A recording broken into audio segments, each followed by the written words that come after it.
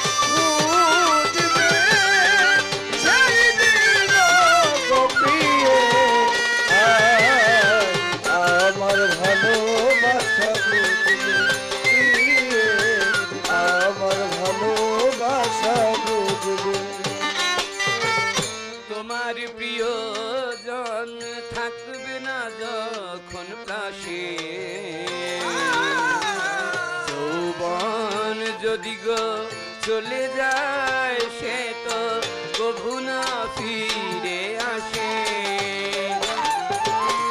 তোমার প্রিয়জন থাকবে না যখন পাশে,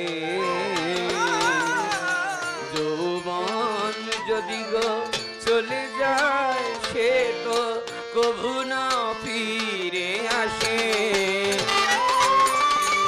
অরণের পর পারে যদি গো কখনো দেখা হয়, রেখো না সেদিন গো তোমার আমার পরিচয়, মন থেকে ডাকবে শুধু হাহাকার তোমায় দিবে তবু আমার ভালোবাসা বুঝবে কোনো একদিন আমায় তুমি খুঁজবে সেই দিনও গোপী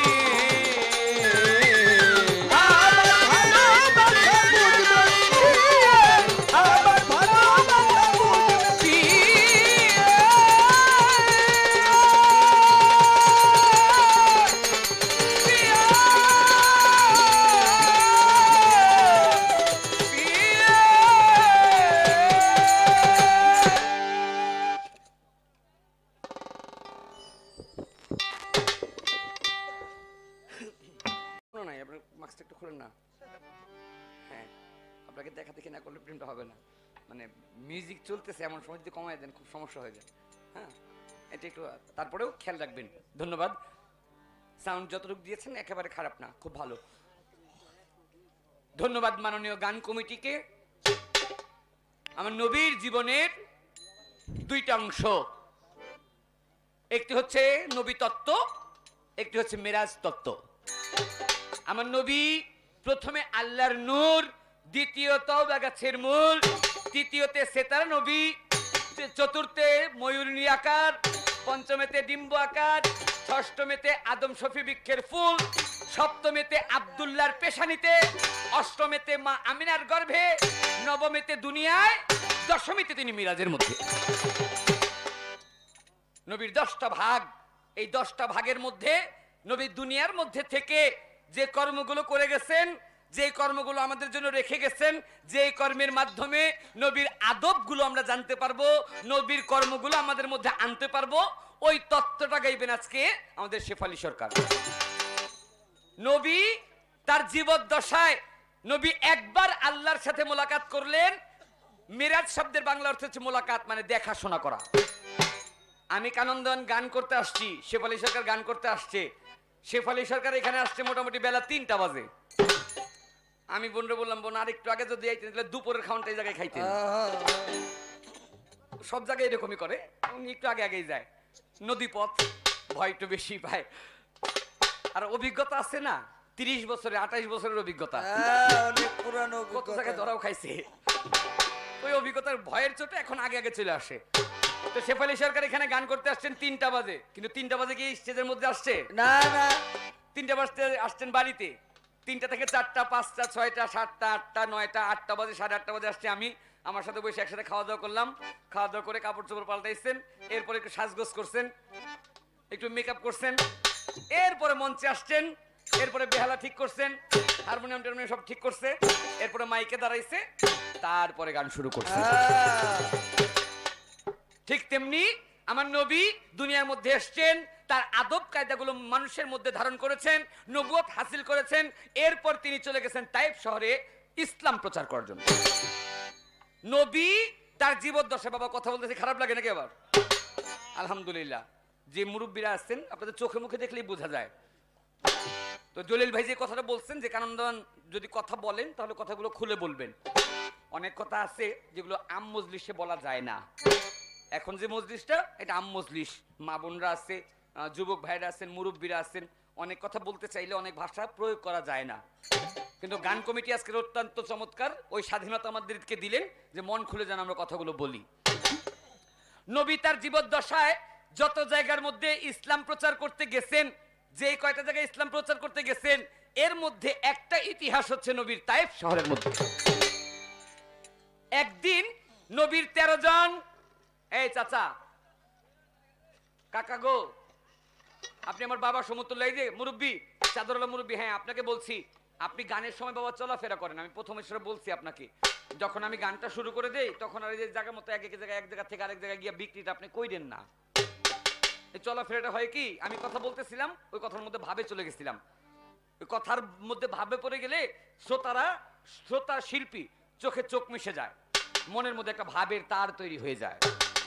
তখন শিল্পী ভাবে কথা বলে, গান গায়, শ্রোতারা ওই ভাবে পরে গান শুনে গান খাইতেও পারে। এর মধ্যে আপনি চলাফেরা করলে ওই ভাবে তারটা বাবা ছিঁড়ে যায়। আপনি এইভাবে চলাফেরা করে বিক্রি করেন না, আপনার যদি এতে যদি বিক্রিতে একটু লস হয়, সকালবেলা শেফালি সরকারের লোকে দেখা করবেন, 70,000 টাকা বাইনা নিবে, 1,000 টাকা আমার পক্ষ থেকে আপনি দিয়ে দিবেন। কোনো বিষয় না, কোনো বিষয় না। এর টাকা আমার টাকা, আমার টাকা আমার টাকা একই টাকা, তো কোনো সমস্যা নাই। কিন্তু উনি আবার গানের মধ্যে কইলো না, কয় কানন্দ নিলে টাকার পাগল, আমি হলাম গানের পাগল, হ্যাঁ কথা আমি টাকা পয়সা নেই না। হ্যাঁ এটা কই আবার বকশিস কিন্তু একটাও ছাড়ে নাই। না, ওই সব পকেটে নিছে। মুখে এক, অন্তরে এক। আরে এইটা যদি কর্মের মধ্যে হয় তাহলে বাবা ইমান ঠিক থাকে না, যে ব্যক্তি মুখে এক কথা বলবে, অন্তরে আরেক কথা, তার কর্মে আরেক কাজ, তাহলে হবে না। না। যাই হোক, যে কথা আমি বলতেছিলাম, নবীর 13 জন মতান্তরে 14 জন বিবির মধ্যে সবচেয়ে ছোট ছিলেন আয়েশা সিদ্দিকা। আমার নবী তার নবুয়ত ঢেকে রাখার জন্য গায়ের কাপড় সহজে খুলতেন না। একদিন আয়েশা সিদ্দিকার সামনে নবী তার গায়ের কাপড় খুললেন। নবীর গায়ের কাপড় খোলার পরে আয়েশা সিদ্দিকা নবীর গায়ের দিকে তাকিয়ে দেখেন, আপনারা গ্রাম দেশের মুরব্বী যারা তারা বলতে পারবেন, 1980 সনের দিকে একবার কুষ্ঠ রোগ হয়েছিল সারা বাংলাদেশের মধ্যে। এই বসন্ত রোগ, বসন্ত, করোনা যেমন এখন একটা মহামারী, 80 দশকে একটা মহামারী হয়েছিল বসন্তের মহামারী। সারা দেশের মধ্যে হাজার হাজার মানুষ মারা গেছে বসন্ত রোগ হইয়া। আবার অনেকে বসন্ত হওয়ার পরে বেঁচে আছে। যারা বসন্ত হওয়ার পরে বেঁচে আছে ওদের প্রমাণটা দেখা যায় ওদের গায়ের মধ্যে গুটি গুটি বসন্তের একটা দাগ আছে। আয়েশা সিদ্দিকা দেখেন নবীর গায়ের মধ্যে বসন্তের মতো ওই দাগ। আয়েশা সিদ্দিকা নবীর জিজ্ঞেস করে, নবী আপনার কি কোনোদিন বসন্ত রোগ হয়েছিল? আমার নবী কয়, না আয়েশা, আমার তো কোনোদিন বসন্ত রোগ হয় নাই, কারণ আমি আল্লাহ নূরের তৈরি, নূরের মধ্যে কোনোদিন বসন্ত আসতে পারে না। বলে, তাহলে আল্লাহ নবী আপনার গায়ের মধ্যে যে বসন্তের মতো কালো কালো দাগ কেন? কথাটা বলতে আমার নবীর 2টা চোখ দিয়ে দর দর করে পানি নেমে আসলেন। আয়েশা, তুমি কি জানো আমি মুহাম্মদ আমার জীবদ্দশায় আমি যতগুলো জায়গায় গিয়েছি, সারা জীবনে যত কষ্ট পাইছি, সারা জীবনের কষ্টগুলো এক জায়গার মধ্যে রাখলে, আর তায়েফ শহরে গিয়ে আমি যেই কষ্ট পাইছি ওই কষ্টগুলো এক জায়গার মধ্যে রাখলে সারা জীবনের চাইতে তায়েফের কষ্টটা বেশি হয়ে যাবে। আয়েশা ডাক দিয়ে বলে, নবী আপনি কি কষ্ট পাইছেন? আমার নবী, এই যে রজব চাঁদ, এই রজব চাঁদের 26 তারিখ দিবাগত রাত্র, 27 তারিখ যে রাত্রে মেরাজে যাবেন, এই মেরাজে যাওয়ার যে রাত্রটা, এই রাত্রের আগে যে দিন, এই দিনের সময় সকালবেলা আমার নবী রওনা হয়েছেন তায়েফ শহরের দিকে। নবী একদিক দিয়ে তায়েফ শহরে যায় উটের মধ্যে চইরা, আরেক দিক দিয়ে নবীর চাচা আবু জাহিল, তিনি তায়েফের যে বাদশা, এই তায়েফের বাদশা আব্দুল্লাহ জিহাদ, নাম তার আব্দুল্লাহ জিহাদ, আব্দুল্লাহ জিহাদের কাছে চিঠি লিখছে, বন্ধু আপনার এলাকা তায়েফের মধ্যে আমার একটা ভাতিজা আসতেছে যার নাম মোহাম্মদ, ও বিরাট বড় জাদুগির, শুধু দুনিয়ার মধ্যে না আসমানের মধ্যেও জাদু চালায়, ও নাকি নিরাকার আল্লাহকে ভজে, তাই ও যদি আসে আপনি তার যথেষ্ট পরিমাণ শায়েস্তা করে দিবেন। নবীর কথা শোনার আগেই আব্দুল্লাহ জিহাদ নবীর প্রতি ক্ষিপ্ত হয়ে গেলেন। উনি লোকজন নিয়ে বাউ হয়ে রইলেন। নবী যখন তায়েফের দরজার মধ্যে মাত্র গেছে, নবী তায়েফের দরজার মধ্যে যাওয়ার সঙ্গে সঙ্গে ওই আব্দুল্লাহ জিহাদ ডাক দিয়ে বলে, আপনার নাম? বলে, আমার নাম মুহাম্মদ। আপনার বাড়ি? বলে, আমার বাড়ি মক্কায়। আপনার বাবা? আমার বাবা আব্দুল্লাহ। আপনার মা? আমার মা আমেনা। মানে আপনি কেন আসছেন? আমার নবী বলে, আমি আল্লাহর সওগাত নিয়ে আসছি, যে আল্লাহ আপনাকে আমাকে সবাইকে সৃষ্টি করেছেন, ওই আল্লাহর দাওয়াত, কলেমার দাওয়াত নিয়ে আসছি। কালেমা তাইয়্যিব লা ইলাহা ইল্লাল্লাহ মুহাম্মাদুর রাসূলুল্লাহ। সবাই একবার বলি সাল্লাল্লাহু আলাইহি ওয়াসাল্লাম। সেই নবীর দাওয়াত, নবীর কলেমা, আল্লাহর কলেমা আপনাদের মধ্যে নিয়ে আসছি। আর এই কথা বলতে দেরি তায়েফের বাদশা ডাক দেখে, এই তায়েফবাসীগণ, তোমাদের সবার কাছে আমি বললাম, শোনো, তোমরা সবাই জেনে রাখো, এই যে মুহাম্মদকে দেখতেছো, আমি বাদশা, আমার হুকুম পালন করা তোমাদের সবার কর্তব্য। আমি বাদশা হয়ে হুকুম দিলাম, এই মুহাম্মদরে যে দেখবা তার কাছে আমার হুকুম, সে মুহাম্মদরে দেখলেই পাথর মারবা। আইন হয়ে গেল, যে নবীরে দেখবা সেই পাথর মারবা, কিন্তু শর্ত আছে, পাথর যে মারবা তার মধ্যে শর্ত আছে, মুহাম্মদরে কেউ বড় পাথর মারতে পারবা না। বড় পাথর মারলে বড় পাথরের আঘাতে মুহাম্মদ তাড়াতাড়ি মরে যাবে, মুহাম্মদকে তাড়াতাড়ি মরতে দেওয়া যাবে না, মুহাম্মদকে তিলে তিলে মারবা, ছোট ছোট পাথর মারবা।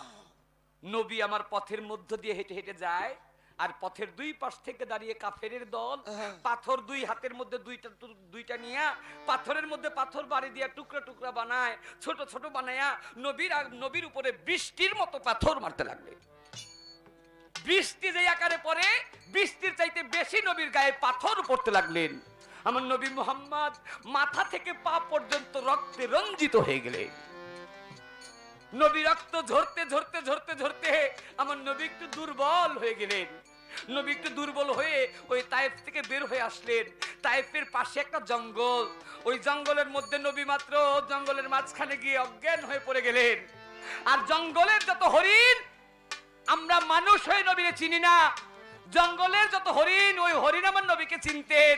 জঙ্গলের হরিণ খাওয়া দাওয়া বাদ দিয়ে সব হরিণ একত্রিত হয়ে এসে আমার নবীর রক্ত দেখে সবাই চোখের পানি ছাড়তে লাগলো। ওই বনের মধ্যে হরিণ শিকার করতে গেছেন নবীর আরেকজন চাচা, বিরাট বড় ছিলেন, বীর, নাম ছিলেন তার আমির হামজা। আমির হামজা হরিণ শিকার করতে গেছে, কিন্তু পুরো জঙ্গলের মধ্যে ঘুরে দেখে পুরো জঙ্গল খালি, কোন জায়গার মধ্যে একটা হরিণ নাই। খুঁজতে খুঁজতে খুঁজতে খুঁজতে যেই জায়গার মধ্যে আমার নবীকে অজ্ঞান হয়ে পড়ে আছে, নবীকে ঘিরে আছে জঙ্গলের সব হরিণ, ওই আমির হামজা গিয়া দেখে সব হরিণের দল এক জায়গার মধ্যে একত্রিত হওয়া।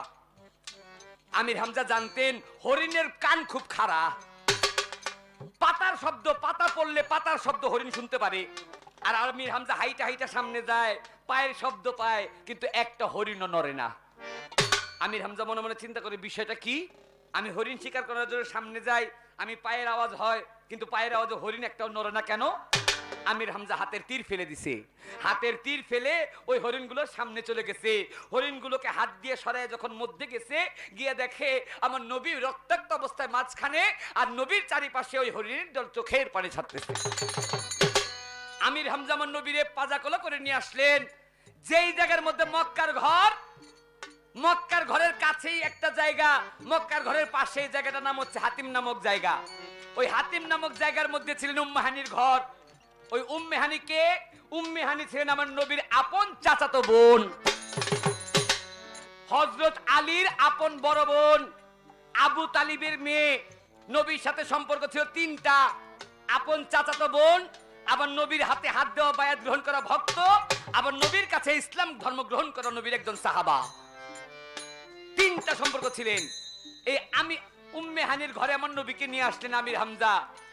নবী ওই ঘরের মধ্যে অজ্ঞান অবস্থায়, তন্দ্রাচ্ছন্ন অবস্থায় সেজদায় পড়ে রইলেন। বারে ইলাহি, আমি তো মানুষগুলোকে আমার আল্লাহ ডাক দিয়ে বলেন, নবী আমি আপনার জন্য দুনিয়াটা বানাইছি, আপনি শুধু একবার আদেশ দেন, আমি জিব্রাইলকে বলবো, জিব্রাইল তার পাখা দিয়ে একটা বাড়ি দিবে, ওই তাইফ শহরটাকে আমি সাগরের মধ্যে পরিণত করে দেব।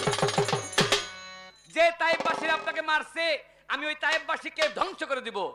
আমার নবী দুই হাত জড়ো করে আমার আল্লাহর দরবারে চোখের পানি ছাড়েন, আল্লাহ ও আল্লাহ, ওরা আমারে জানে নাই এই জন্য আমারে মারছে। আল্লাহ গো, আমি আপনার কাছে কসম খেয়ে বললাম, আপনি একটা তাইফবাসীর একটা চুল পরিমাণ ক্ষতি করবেন না। ও বাবা, আমাদের বর্তমান সমাজে আমরা চিন্তা করি শেফালি সরকার আমার একটা থাপ্পড় দিছে, আমি হেরে তিনটা দিমু। দেন না, আমি একটা কথা কইছিলাম, একটা কথা কতগুলো কথা বগর বগর বগর বগর বগর,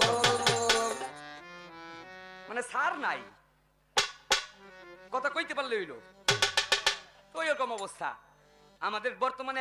আমরা বর্তমানে একজন একটা গালি দিলে ওরে তিনটা গালি দিই, একজন একটা মারলে আমি তিনটা মারি।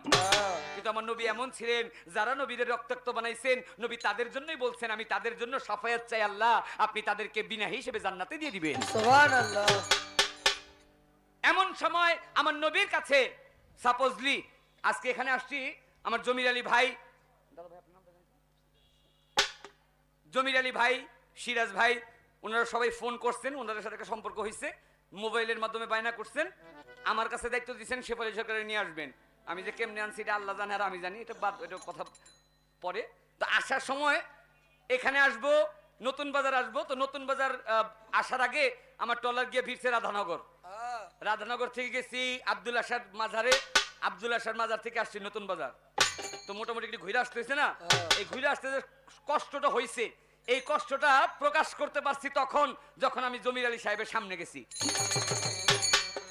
ভাই আপনার বাড়িতে আসছে, আমার মোটামুটি ঘুরে আসতে হয়েছে। একটু কষ্ট হয়েছে। আমার আল্লাহ নিজে জিব্রাইলকে দিয়ে দাওয়াত পাঠাইলেন, জিব্রাইল তুমি দাওয়াত নিয়ে যাও, আজকে আমার মুহাম্মদ যে কষ্ট পাইছে, মুহাম্মদের এই কষ্ট লাঘব ভাবে আমি আল্লাহর কাছে আসলে। এই জন্য আমার নবীকে দাওয়াত করতে জিব্রাইলকে পাঠাইলেন। সেখানে কবি গান লিখেছেন, ওরে দাওয়াত নিয়ে আসলেন আমার, দাওয়াত নিয়ে আসলেন আমার, দাওয়াত নিয়ে আসলেন আমার জিব্রাইল মালাইকা। ধন্য হলো পুণ্যভূমি নগরী মক্কা, ওরে ধন্য হলো পুণ্যভূমি নগরী মক্কা। দাওয়াত নিয়ে আসলেন আমার, দাওয়াত নিয়ে আসলেন আমার জিব্রাইল মালাইকা। ধন্য হলো পূর্ণভূমি নগরী মক্কা, তোরে ধন্য হলো পূর্ণভূমি নগরী মক্কা। ওরে দাওয়াত নিয়ে আসলেন আমার, দাওয়াত নিয়ে আসলেন আমার জিব্রাইল মালাইকা।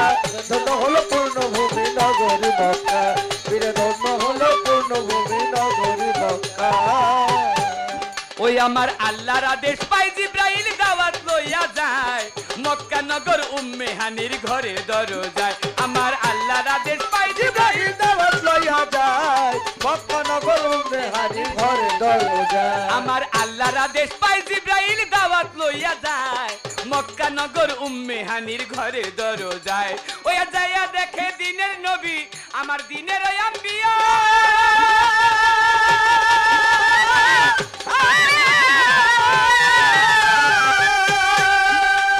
যাইয়া দেখে দিনের নবী দিনের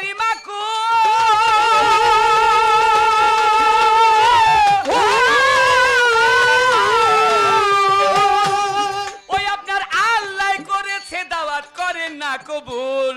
যাইয়া বলে দিনের নবী দিনেরই মাকুল, আপনার আল্লাহ করেছে দাওয়াত করেন না কবুল।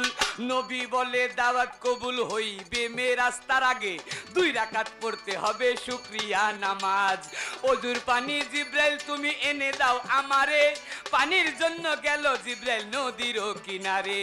নদীতে গেল জিব্রাইল নদীতে নাই পানি, পুকুরেতে গেল জিব্রাইল শুকায় পুকুর খানি। নদীতে গেল জিব্রাইল নদীতে নাই পানি, পুকুরেতে গেল জিব্রাইল শুকায় পুকুর খানি। এরপরেতে গেল জিব্রাইল জমজম কূপের ধারে, জমজম কূপ শুকাইয়া গেছে দেখিলেন নজরে।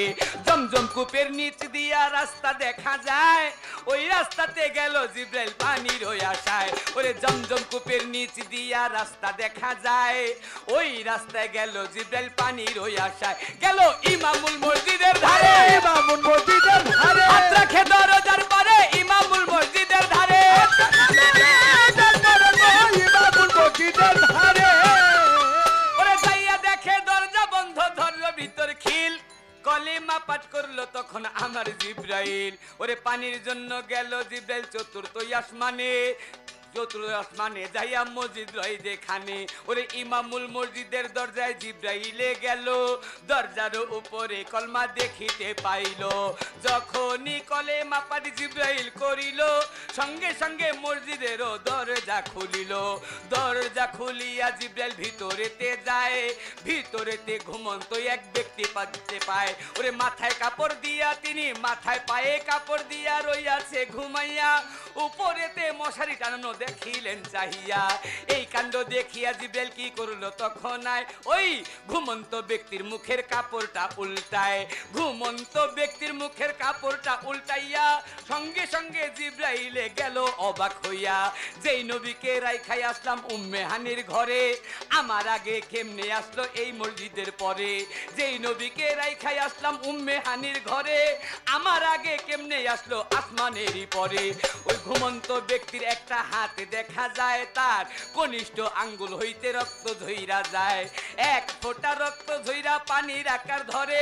ওরে 1 ফোঁটা রক্ত যাইয়া 4 ফোঁটা হয়। ওরে 4 ফোঁটা হইতে আবার 70 ফোঁটা হয়। পানির একটা নহর আসলো দুনিয়ার ভিতরে, সঙ্গে সঙ্গে জিব্রাইলে কি বা কর্ম করে। চোখের পলকে আবার মক্কা নগর যায়, মক্কা নগর যাইয়া আমার নবীকেই পায়। ওযু করতেছিলেন আমার নবী মোস্তফায়, মুস্কি মুস্কি হাসি নবীর ঠোঁটে দেখা যায়। ওরে যেই নবীকে রাইখাই আসলেন আসমানের উপরে, সেই নবীকে দেখেন আবার উম্মে হানির ঘরে। ওরে যার পানি সে তৈয়ার করে, যার পানি সে তৈয়ার করে, ওযু করে মসজিদের পরে যার পানি সে তৈয়ার করে। ওযু করে মসজিদের পরে যার পানি সে তৈয়ার করে। রচনা হুজুরের এই গান, রচনা হুজুরের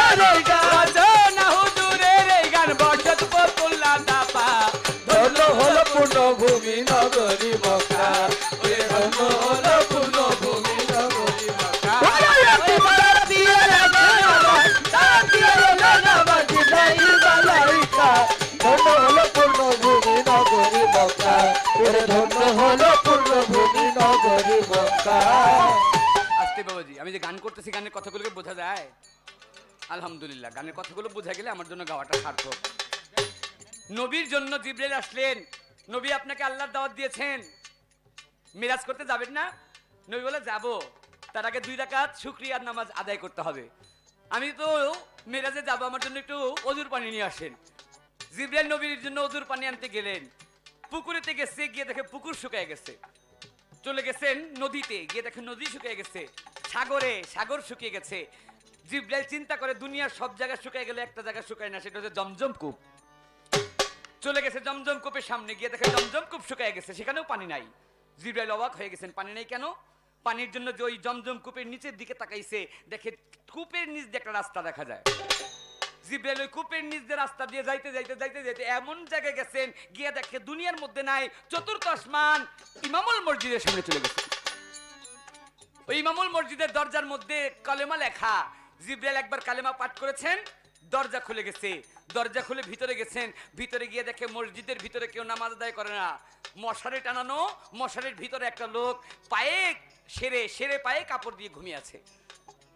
ওই ঘুমন্ত ব্যক্তির চেহারাটা দেখার আগে দেখে ঘুমন্ত ব্যক্তির একটা হাত মাত্র বাইরে, তার একটা হাতের কনিষ্ঠ আঙ্গুল থেকে 1 ফোঁটা রক্ত ঝরে। 1 ফোঁটা রক্ত গিয়ে 4 ফোঁটা রক্ত, 4 ফোঁটা রক্তের 1 ফোঁটা থেকে 70 ফোঁটা করে রক্ত, 70 ফোঁটা রক্তের 1 ফোঁটা থেকে 70 ফোঁটা করে পানি। এইভাবে পৃথিবীর মধ্যে একটা নহর আসছে। চিন্তা করে এই লোকটার মাধ্যমে, এই লোকটার হাতের রক্ত থেকে দুনিয়ার মধ্যে পানির নহর যায়। লোকটাকে, এই লোকটাকে দেখার জন্য মাত্র তার মুখের কাপড়টা উল্টাইছে। কাপড় উল্টিয়ে জিবরাইল নিজে অবাক হয়ে গেছে। যেই নবীর অজুর পানির জন্য আসছে, আয়েশা থেকে সেই নবী ঘুমিয়ে আছে, তার হাত থেকেই পানি ঝরে আবার অজুর পানি হয়ে যায়। সুবহানাল্লাহ, সুবহানাল্লাহ। তাই যার পানি সে তৈয়ার করে, অজু করে উম্মে হানির ঘরে। আমার নবী উম্মে হানির ঘরে আমার কাছে জিজ্ঞেস করলেন, আপনি বলবেন নবী হাতিম নামক জায়গা থেকে গেছে, কাবা ঘরের পাশ থেকে গেছে, আবার উম্মে হানির ঘর থেকে গেছে। আমি আপনাকে যদি সহজভাবে বুঝাই, কানন্দন আর শেফ আলী সরকার গান গাইব কই?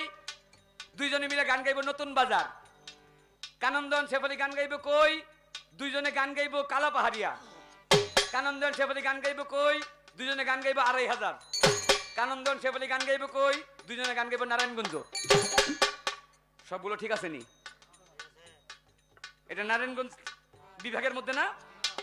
নারায়ণগঞ্জ বিভাগের মধ্যেই তো গান গাইতেছি। 2500 থানার মধ্যে না? 2500 থানার মধ্যেই তো গান গাইতেছি। কালাপাহাড়ি ইউনিয়নের মধ্যে না? কালাপাহাড়ি ইউনিয়নের মধ্যে গান গাইতেছি। আবার এই এলাকার নাম কি? নতুন বাজার। নতুন বাজার গান গাইতেছি। সবগুলো ঠিক আছে? ঠিক আছে। যেই জায়গায় কাবা ঘর, কাবা ঘরের পাশে একটা জায়গা, জায়গাটার নাম হাতিম। ওই হাতিম নামক জায়গার মধ্যে উম্মে হানির ঘর। উম্মে হানির ঘর থেকে গেছে, এটাও ঠিক। হাতিম নামক জায়গা থেকে গেছে, এটাও ঠিক। কাবা ঘরের পাশ থেকে গেছে, এটাও ঠিক। তিনটাই ঠিক আছে, একটাও মিথ্যে না। তবে বোঝার একটু ব্যবধান রয়ে গেছে। এই তো তাহার একটি কথা দিলাম শেষ করিয়া, আরেক কথায় আমার কাছে গেলেন গো জিগাইয়া। বলে 14 জন বিবি রইল, কারো ঘর থেকে নবী গেল না। উম্মে হানির ঘর থেকে কেন গেলেন বলেন ঘটনা। আমি ভুলি নাই তা মনে আমি ভুলি নাই তা মনে পড়ে। জবাব দিব রাজা সরে, জবাব দিব রাজা সরে। বলবো কথা ধীরে আমি ধীরে, বলবো কথা ধীরে ধীরে। যেইভাবে আমার কাছে করে জিজ্ঞাসন, আমি তাহার কথায় আসরেতে করিব পূরণ। আস্তে, তরিকতের খেলা যদি খেলতে হয় তাহলে তরিকতের দিকে আগে আসতে হবে। আর তরিকতের দিকে যদি আসতে হয়, তরিকতের দিকে আসতে হলে আগে পীর মুরিদের বিষয়টা দেখতে হবে।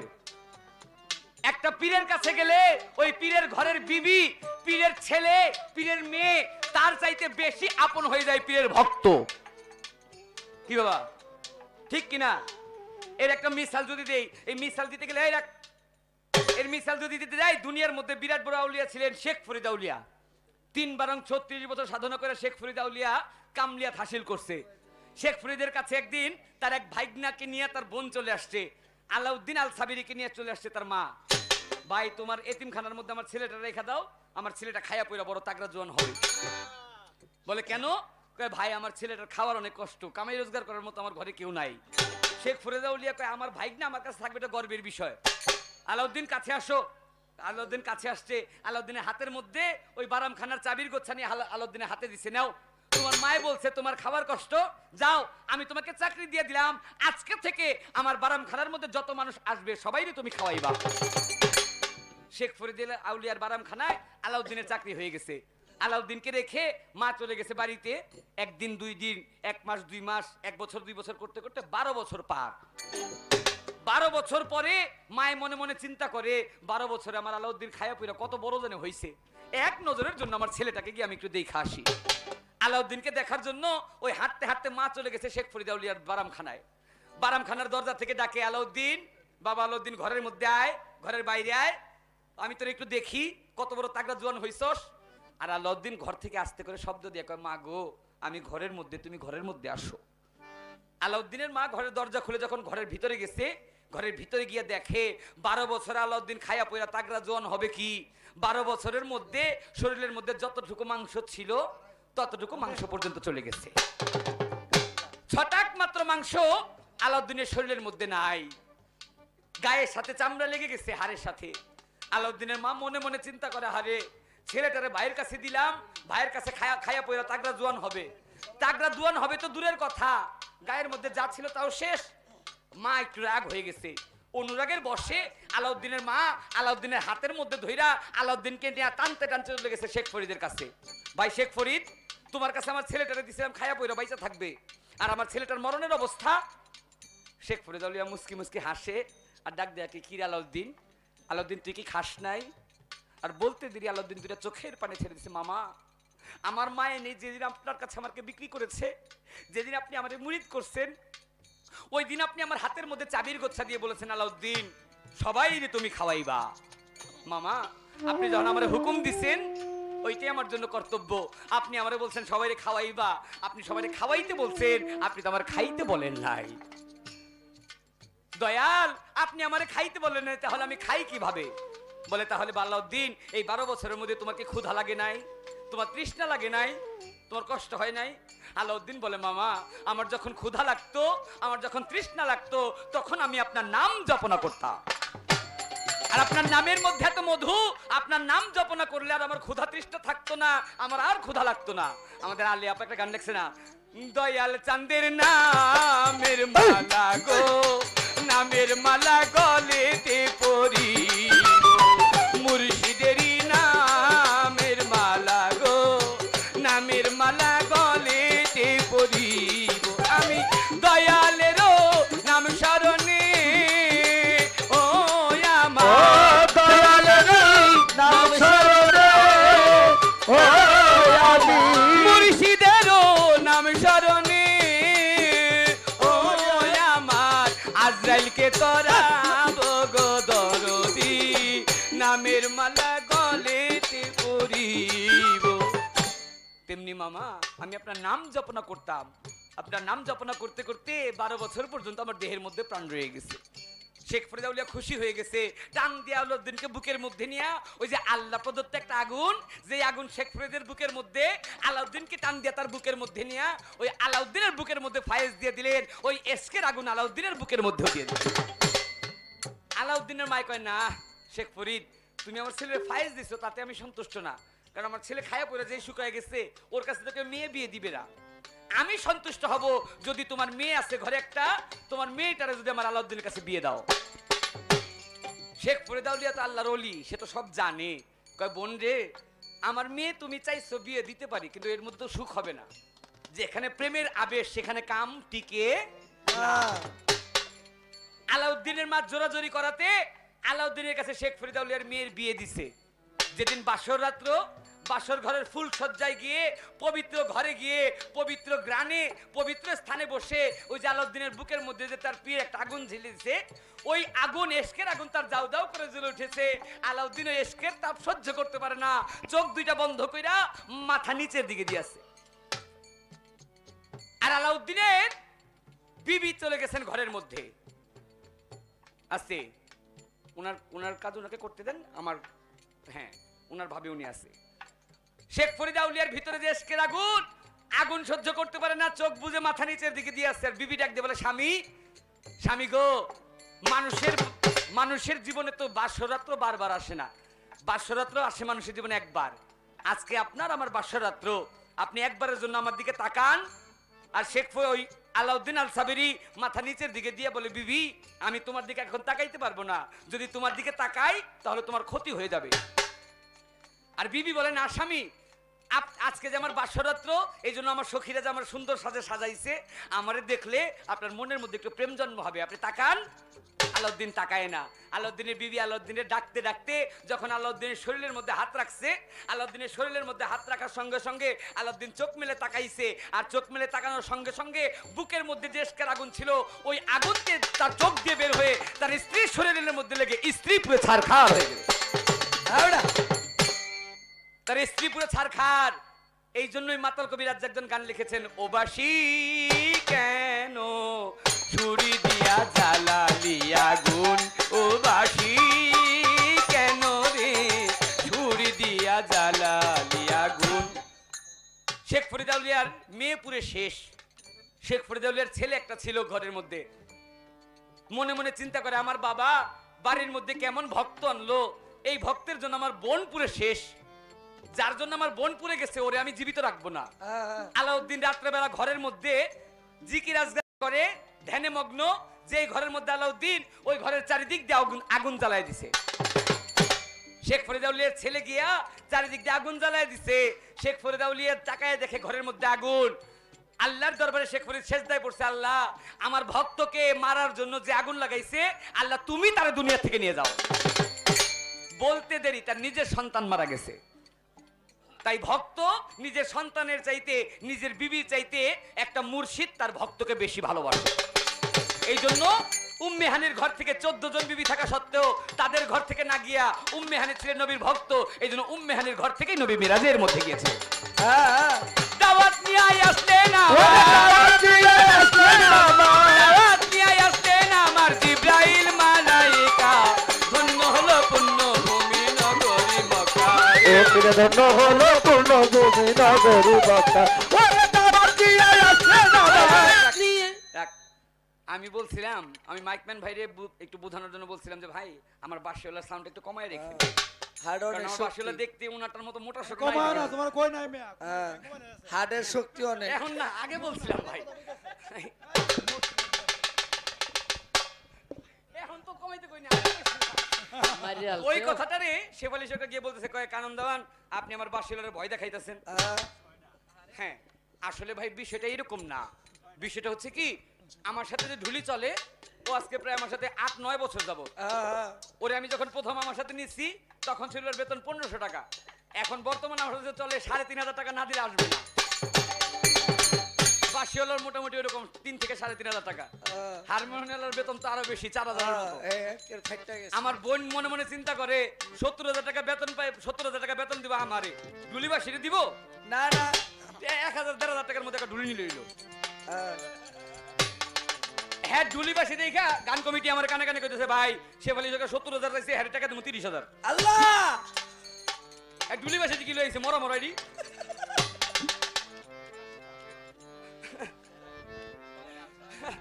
আমার কয় কানন দান যেমন শিখনা যাক না, আর বাসিওয়ালা শিখনা যাক না। আরে এরা এই কথাটা আমারে কইছিল, আমার এক চাচা ছিলেন, যার নাম ছিলেন শামসুদন সাহেব। শামসু কাকার সাথে আমার গান পড়ছে নুনের ট্যাগ। নুনের ট্যাগ গান গাইতে গিয়ে তো আমি প্রথমে গলাটাকে ক্লিয়ার করার জন্য দরদি কয়েকটা টান দিছি। তো শামসু কাকা খাড়ায় কয়, এই কানন তুই যে দরদি কয়েক টান দিবি তুই তো দিবি, তোর মধ্যে টান রয়ে গেছে। আর আমি শামসুদন কি করছি জানোস? আমি কি করছেন, আমার বাড়ির মধ্যে গেছি, আমি নিজে শুইছি, বিছনার মধ্যে ডাক দিছি তোর চাষিরে, ডাক দিছি আমার পোলাপান গো, ডাক দিছি আমার নাতি পুতিরে, সবটা ডাক দিছি। আমার নাতি কয়, না না সবাই খায় খায় দিন দিন মোটা হয়, তুমি শিখো না ওকে। আমি শিখো নমুনা, আমারতে বেরিয়েছে আমার পুতে, পুতেতে বেরিয়েছে নাতি, নাতি নাতি তো এসে পুতি। তো আমার বাসেলার থেকে মোটামুটি 4-5 জন সন্তান, 5টা পোলাই যেটি আছে এটি আমার বাসেলার পোলাপানের সমান। দাওয়াত দিয়া আসেন আমার, দাওয়াত দিয়া আসেন আমার জিব্রাইল মালাইকা, ধন্য হলো পূর্ণ ভূমি নগরী মক্কা, ধন্য হলো পূর্ণ ভূমি নগরী মক্কা। আরে কথা বলে গেছে ওরে গুণের ভাই, বলে পাগল পাগল বলছে আমায় কানন দেওয়া। কানন দেওয়ান কিন্তু আমার চিকুন একটা মাইর মারছে। কি মাইর? ওই যে আমি বলছিলাম যে একজন বলছে চারান ইমান, আসলে নিজে চারেন ইমান। তো এই কথাটার কি উনি উনার নিজের উপর টাইনা নিছে? মনে হয়। উনি বলছে পাগলের খেলা, মানে উনি নিজে পাগল। আসলে শেফালী সরকার যে পাগল হয়েছে এটার একটা প্রমাণ কি জানেন? ওই যে ইউটিউবের যে 5টা 1 2 3 4 5 6 6টা ক্যামেরা, 6টা। এই 6টা ক্যামেরা গিয়ে এখন খুইলা ওটা থেকে টাইনা দেখেন। আমি বন্ধনা গান গাইছিলাম, শ্রী মধুসূদন বিপদ ভঞ্জন ব্রজের ব্রজানন্দ তুমি নারায়ণ ভজিব তোমার দুই চরণ। গানের অন্তরা গাইছিলাম, সত্যের হরি তুমি ধনুকধারী, তুমি রাই বৃন্দাবন তুমি শ্যামবাসরী। বলতে গিয়ে হরি বল ঝরে শুধু চোখের জল, অবিরাম বহে প্রভু আমার দুই নয়ন। এরপরে গাইছি 5 ওয়াক্ত নামাজ আর 30টা রোজা, মুসলমান জেনেছে এই তো তোমার পূজা। সপ্তাহ 7 দিন পরে গেলে একদিন গির্জার ঘরে, খ্রিস্টান করিলে ছাড়ে যিশুরে শরণ। লাস্টের অন্তরা গাইছি, তাই তোমার স্মরণে ঢোল খোল কীর্তনে গানে গানে নাচিতেছে আমরা কয়েকজন। আমরা পাপি তাপি যদিও তবুও তুমি ক্ষমিও, মাতাল রাজ্জাকের কোলে নয়ও ছেলেরই মতো। এর মধ্যে আল্লাহ কি আলী কালা কি কালী যত দোলাদলি এগুলো গাইছি আমি। না না না, এটা গান আর একটা চিন্তা করছো? আমি কই নাই, কে লেগে কই নাই এটা আমি বিছানা আমারটা আমি বুঝি। আমি কই নাই বুঝছেই তো কই নাই। আপনি যে জায়গার মধ্যে ধরবেন, যে জায়গায় প্যান্ট বানায় প্রস্রাবের জায়গায় রাখকেই বানায়। আমরা ভাগ করে রাখছি, আগে চেন বানায় রাখছি। আমি অন্তরা গাই নাই। কয় কানন্দন আপনি যে আল্লাহর লগে নিয়ে কৃষ্ণরে মিলাইলেন, কেমনে মিলাইলেন? আপনি আসলে একটা বিষয় জানেন না। এই আমি শেফালী সরকার, আসলে আপনার বয়স হয়েছে কিন্তু জ্ঞান হয় নাই। আমারে কইতেছে কয় কানন্দন তো বড় হইছে দেখা যায়। এই কথা না গত বছর কইছিলেন? হ্যাঁ একই কথা, মানকা চলে গেছিল। মানিকাচর ছিল কইছে, মানিকাচর যেই কথা কইছে আজকে সেই কথা কইতাছে একই ভাব, মানে এক কাছেরই বারবার ঘুরে ঘুরে পুরনো হয়ে গেছে। শেষ। দাওয়াত দিয়ে আসলে নামাজ, দাওয়াত দিয়ে আসলে নামাজ, জিবরাইল মালাইকা। কৃষ্ণের বিষয়টা বললেন, কৃষ্ণ 1600 গোপিনী নিয়ে তিনি লীলা খেলা করতেন, কথাটা বলছে না? আসলে এখানে দুইটা বিষয় আছে, একটা হচ্ছে 1600 গোপিনী, একটা হচ্ছে 1600 গোপিনী। সুরসী, সুরসী এক বিষয়, 1600 এক বিষয়। 1600 হচ্ছে সংখ্যা, আর সুরসী যার মধ্যে সুরস আছে। এখানে একটা বিষয়। 2 নম্বর বিষয়, কৃষ্ণের মানব দেহ একটা, তার ভিতরে আত্মিক রূপ প্রভুর ছিলেন, এইটার একটা। শ্রীকৃষ্ণ জীব এক জিনিস, আর শ্রীকৃষ্ণ মহাপ্রভু এইটার এক জিনিস। এতটুকু আপনাকে বললাম। ওই যে রাধা, রাধার স্বামী ছিলেন শ্রীকৃষ্ণ, ওই শ্রীকৃষ্ণ আর মহাপ্রভু শ্রীকৃষ্ণ, ওই শ্রীকৃষ্ণ, দুই শ্রীকৃষ্ণ এক না। দুই কৃষ্ণের মধ্যে পার্থক্য আছে। যেমনি করে আমার নবীর দেহ ছিলেন 3টা, নবীর দেহ ছিলেন 3টা, মালাকি, বাসারি, হাকিকি। মানুষের মতো দেখতে একটা আকার, নূরের একটা আকার, আমার আল্লাহ প্রদত্ত একটা আকার। নবীর ছিলেন 3টা আকার। কারণ নবীর ছোট বিবি আয়েশা সিদ্দিকা, সে নবীর ঘরে যখন বিয়ে হয়েছে বয়স তখন থেকে 7 থেকে 8। নবীর ঘরে যখন সংসার করতে গেছে বয়স তখন তার 12 থেকে 13। 13 বছরের একটা বাচ্চা কোনোদিন সংসারের মর্ম বুঝতে পারে না। মাঝে মধ্যেই বিবি আয়েশা সিদ্দিকার মন খারাপ হয়ে যেত। আর নবী আয়েশা সিদ্দিকার মন খারাপ হওয়ার জন্য আল্লাহ নিজে ফেরেশতা পাঠিয়ে দিতেন, যাও ফেরেশতাগণ তোমরা মেয়ের রূপ ধইরা আয়েশার সাথে খেলো। ফেরেশতারা আসতো আয়েশার সাথে খেলতে, কিন্তু আয়েশা ওই ফেরেশতাদের সাথে খেলবে না। আয়েশা গিয়ে খেলতে চাইতেন আমার নবীর সাথে। নবীরে বললেন, নবী আমি আপনার সাথে খেলবো। নবী বলেন, কি খেলবা? ওই আয়েশার বুকের মধ্যে যে ওন্না, এই ওন্না দিয়ে বলে আমি আপনার সাথে ওন্নার লুকোচুরি খেলবো। নবীকে ওন্নার লুকোচুরি খেলতে গিয়া বিবি আয়েশা তার নিজের গায়ের ওন্না নিছে। এই ওন্নাটা নিয়ে আমার নবীরে কোমর দিয়ে প্যাঁচ দিছে। আচ্ছা, এখানে যদি কোমর দিয়ে প্যাঁচ দিয়ে সামনে যদি কেউ টান দেয়, আমাকে যদি ভাবে কোমর দিয়ে সামনে থেকে দুই মাথা ধরে টান দেয়, সামনে যেতে হবে না? আমার নবীরে ওন্না দিয়ে প্যাঁচ দেয় ঠিক, কিন্তু যখন টান দেয় দেখে টান দিলে ওন্না এসে পড়ে, নবী যেভাবে বসা ওভাবে বসা। সুবহানাল্লাহ সুবহানাল্লাহ। কারণ হচ্ছে এই যে লাইটের আলো, এই লাইটের আলো কোনোদিন ওন্না দিয়ে প্যাঁচ দিয়ে ধরার মতো কায়দা নাই। আর নূর শব্দের অর্থ হচ্ছে আলো। আমার নবী হচ্ছেন আল্লাহর নূর। নূরকে কখনো ওন্না দিয়ে আটকানো যায় না। এই তো আপনার কথা ছিল, দিলাম শেষ করিয়া। এইবার আমি আস্তে আমারটা তো ভালো যেমন তেমন। আমার জলিল ভাই বলছিল যে শেফালী সরকার, নবীর আদব আমাদের মধ্যে কিছুটা আছে কিনা, এই বিষয়টা নিয়ে আপনি কিছু গান করেন। এই বিষয়টা নিয়েতে আমার বোন বললেন যে নবী আল্লাহর কালেমা আনলেন, আমার দাদাজি খালেক দেওয়ান সাহেবের গান গাইলেন কঠিন মৌরু সাহারায় কে এলো হাই ইসলামেরই ফুল। এই বিষয়গুলো আসলে বোন উনি যে বিষয়টা বলছিলেন আমি আপনাকে একটা এক্সাম্পল দিই। এক্সাম্পলটা হচ্ছে আপনি একটা নারী, আপনার চারিপাশে বসে আছে পুরুষগণ, কিন্তু আপনার মাথার মধ্যে ঘোমটাটা ঠিক আছে। এই যে আপনার মাথার যে ঘোমটাটা, এই ঘোমটাটা হচ্ছে নবীর একটা আদর্শ। আপনি মহিলা মানুষ, আদবের সহিত কথা বলেন, আমার নবী যে নারীর জন্য আদর্শ রাখছে ওই আদর্শটা আপনার মধ্যে আছে। বিষয়টা এই জায়গায় বলছিল, বিষয়টা আপনি যে জায়গার মধ্যে এক লোক হাঁটতে হাঁটতে গিয়ে খোটার মধ্যে উষ্টা লাগছে, আরে তো খোটার মধ্যে উষ্টা লাগা পায়ের একটু নখ উঠে গেছে, চলে গেছে ডাক্তারের কাছে। ডাক্তার সাহেব আমার একটু ওষুধ দেন। ডাক্তার সাহেব একটা মলম দিয়ে কয় ভাই যে জায়গার মধ্যে ব্যথা পাইছেন ওই জায়গার মধ্যে মলমটা লাগাই। ওই জায়গায় তো মলম হাতে নিয়ে মনে মনে চিন্তা করে কইছে যে জায়গায় ব্যথা পাইছেন ওই জায়গায় মলম লাগাবেন। ব্যথা কই পাইছি? খোটার মধ্যে ব্যথা পাইছি। পুরো মলম নিয়ে লাগাইছে খোটার মধ্যে। ওষুধ কি সারবে? না। পায়ের ব্যথা যাবে না বাবা। তো বোন খোটার মধ্যে মলম লাগায়েন না। এই রাখ। আমি আপনার কাছে জিজ্ঞাসা করতে যাই, সবার প্রথম আপনি বলবেন আমরা সব সময় দেখবেন আল্লাহর কয়টা নাম? 99। আপনারা বলেন। আলহামদুলিল্লাহ, এক ভাই বলছেন 100, আবার সবাই বলতেছেন 99টা নাম। জাহেরি ভাবে আল্লাহর নাম হচ্ছে 99টা নাম, কিন্তু আল্লাহর 99টা নাম দেখবেন যদি জপতে যান আল্লাহর 99টা নামের আগে আছে ইয়া বারিকু, ইয়া খালিকু, ইয়া রহিমু, ইয়া রহিমু। আমার নবী তত্ত্ব থেকে আপনার কাছে জিজ্ঞাসা, আপনি বলবেন এই ইয়া শব্দের বাংলা অর্থ কি? এই ইয়ার সাথে আমার নবী মুহাম্মদের সাথে সম্পর্ক কি? দাওয়াত নিয়ে আসতে না ইব্রাহিম মালাইকা ধন্য হলো পূর্ণভূমি নগরী মক্কা, দিলে ধন্য হলো পূর্ণভূমি নগরী মক্কা। আমার বেশি কথা ওদিকে না গিয়ে একটা প্রশ্ন করলাম, এই একটাই মোটামুটি ভাঙতে গেলে ওনার দাঁত কয়টা ভাঙে এটা খালি খেয়াল করবেন। 70,000 যেহেতু নিবেন ওইটা আজকে শোধ করে ইনশাল্লাহ আমরা রাখতে চাই। আর এই এলাকার মানুষ কিন্তু আপা অনেক শক্ত। দেখ আরেকটা ছোট করে গান করে আজকের জন্য শেষ করি।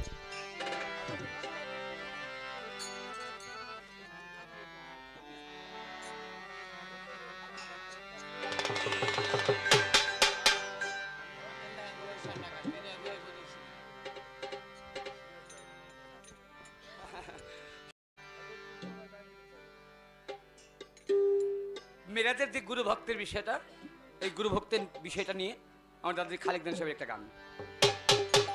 নবী মেরাজ করেছেন একবার, কিন্তু নবী আবার একটা কথা বলে গেছেন।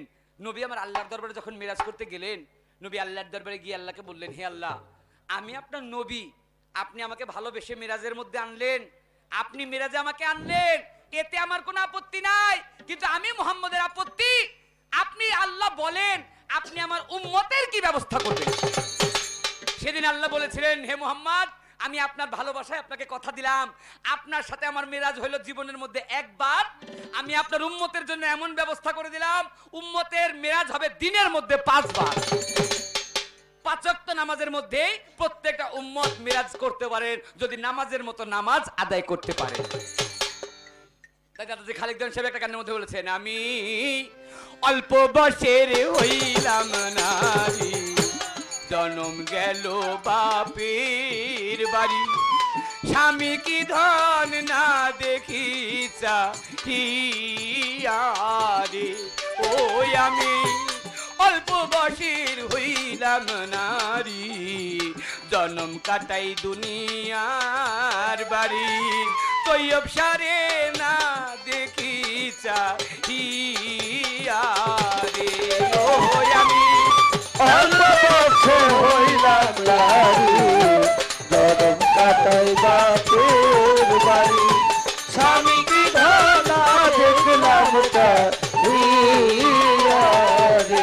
ও আমি স্বামী কি ধনা দেখলাম চাহিয়ারে। আমার প্রাণ বন্ধুরে, বন্ধুরে,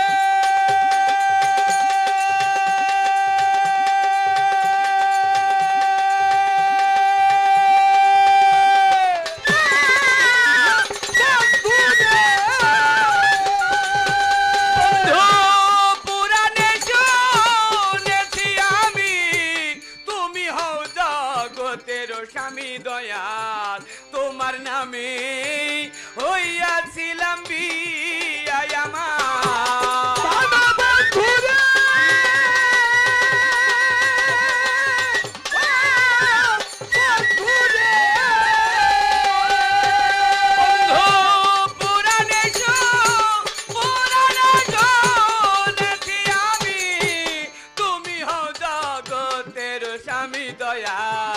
তোমার নামে হইয়াছিলাম বিয়া বিয়া করছো কি না করছো আমারে আমি কান্দি তোমার করে পাই না তোমায় জগৎ ভরিয়া রে ও বিয়া করছো কি না করছো আমারে আমি কান্দি তোমার তরে পাই না তোমায় জগৎ খুঁজিয়া রে ওই আমি অনবসে হইলাম নারী জনম কাটাই বাপের বাড়ি স্বামী কি ধানা দেখলাম চাহিয়া রে ও আমি স্বামী কি ধানা দেখলাম চাহিয়া রে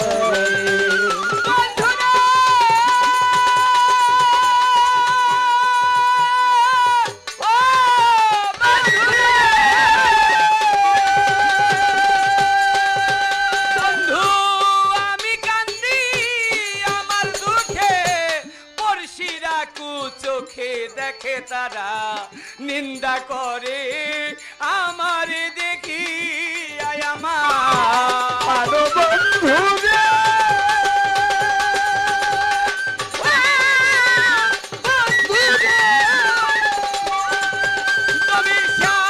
আমি কাঁদি আমার দুঃখে পড়শিরা চোখে দেখে তারা নিন্দা করে আমারে দেখি আমি কারো তো ভর আমারি নাই তবু লোকের মন্দ পুরাই দোষের ভাগী হই তোমার লাগিয়ারে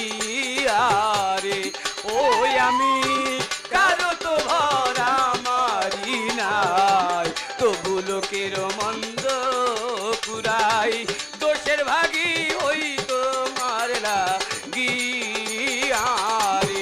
ওই আমি অনবসে হইলাম নারী জনম কাটাই বাপের বাড়ি স্বামী কি ধানা দেখলাম চাহিয়া রে ও আমি অনবসে হইলাম নারী জনম কাটাই বাপের বাড়ি স্বামী কি ধানা দেখলাম চাহিয়া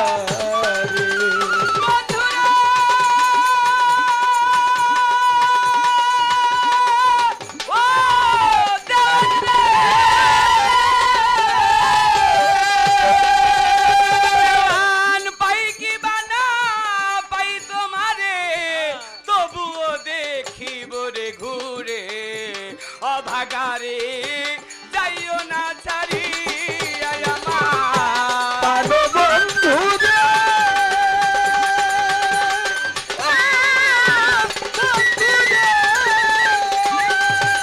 আমি পাই কি বানা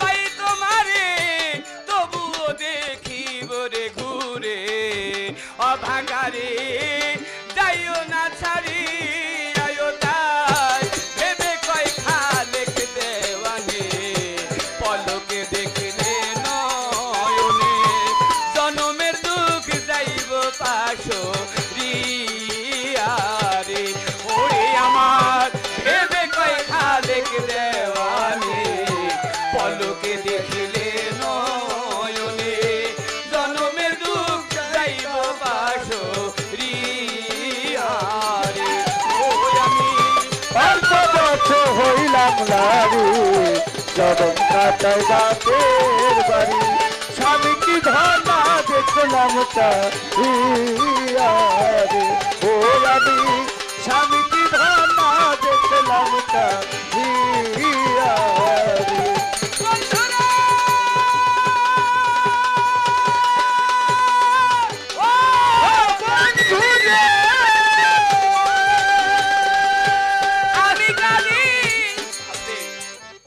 আমি কাঁদি আমার দুঃখে, পড়শিরা কুচোকে দেখে, নিন্দা করেন আমারে দেখিয়া। আমি যখন এখানে আসছি, আসার পরে আজকে তৈয়ব আলী সাহেব বাবার নামে, যিনি এত কষ্ট স্বীকার করে ওরস করতেছেন, গদিনী পীর সাহেব জনাব জমির আলী ফকির সাহেবের সাথে দেখা করতে গেছিলাম। তো ওনার কাছে দেখা করার পরে আমি যতটুকু দেখলাম, এই ভুক্তভোগী আমি নিজে। আপনি যে ভুক্তভোগী, যে কষ্টটা কালকে থেকে নিয়ে এই পর্যন্ত তার বাড়িতে মোটামুটি খাওয়া দাওয়া করতে করতে, বাইরের মানুষ খাইতে খাইতে এমন অবস্থা, শিল্পীদেরকে খাওয়াবে ওই খাবারটা পর্যন্ত বাইরে খেয়ে নিছে, বাইরের লোকজন খেয়ে নিছে। এতে কিন্তু পীর সাহেব রাগ না, তিনি আরো খুশি। মানুষকে খাওয়ায়ও কেউ খুশি, কেউ খায়া খুশি, কেউ খাওয়ায়ও খুশি। আর এই ভুক্তভোগী আমি নিজে, আমার নিজের বাড়িতে উরস করি। আমাদের বাড়িতে মোটামুটি বছরের মধ্যে 12-13টা উরস হয়। এই 12-13টা উরসের মধ্যে আরিফ দেওয়ান সাহেব আমার চাচা ভাই, উনার পক্ষ থেকে থাকে। আমার চাচা স্বপন দেওয়ান সাহেব, তার পক্ষ থেকে থাকে। ব্যক্তিগতভাবে আমি কানন্দন উরস করি, যে আইসা পড়ছে ডিসেম্বর মাস। এই ডিসেম্বরের 11 তারিখ, আজকে থেকে প্রায় 12 বছর আগে আমার আব্বা হুজুর জনাব মাখন দেওয়ান সাহেব এই ডিসেম্বরের 11 তারিখে আমাকে ছেড়ে তার নিজের দেশে চলে গেছিলেন। বাবা যেই দিনটাই পৃথিবী ছেড়ে পরপারে দেশে গেছে, বাবার ওফাত দিবস উপলক্ষে ওই দিনটার মধ্যে আমি উরস করে থাকি। অনেকে গান ভালোবাসেন জানি, কালা পাহাড়িয়া থেকে গত বছর বেশ কিছু লোক গেছিলেন, তার আগের বছরে গেছেন। এই বছরে মোটামুটি উরসের উদযাপন করছি। যারা গান ভালোবাসেন তাদের জন্য জোর হাত করে আমন্ত্রণ জানালাম। যদি কেউ যান ধন্য হব। আর আপনারা যদি কেউ যান, আপনারা এখান থেকে কষ্ট স্বীকার করে আমার কেরানীগঞ্জে বামুনসুর গেলে, দেওয়ানবাড়িতে গেলে আপনাদের তেমন সেবা যত্ন করবো, ওই তৌফিক আমার নাই। তবে আমার জন্য একটা প্লাস পয়েন্ট হয়ে যাবে, আপনাদের চরণ ধুলি মাথায় নেওয়ার মতো একটা সুযোগ আমার জন্য হয়ে যাবে। বন্ধুরা